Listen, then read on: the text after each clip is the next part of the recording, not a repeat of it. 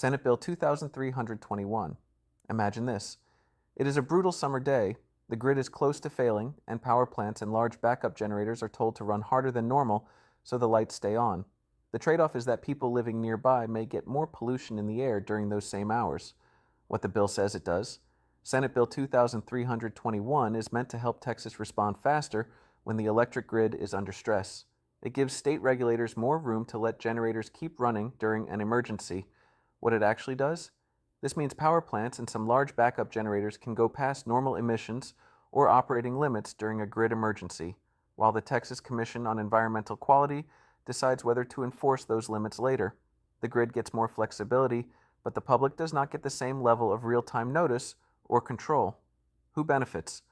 Power generators, large industrial facilities with backup power, data centers, grid operators, and trade groups tied to energy and manufacturing.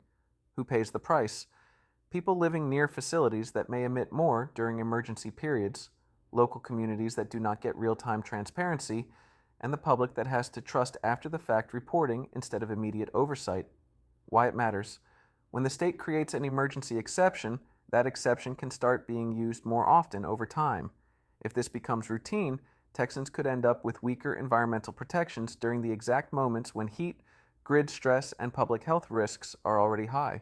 Bottom line, Senate Bill 2321 gives the grid more breathing room in an emergency, but it also gives government and industry more discretion, while everyday Texans get less visibility in the moment.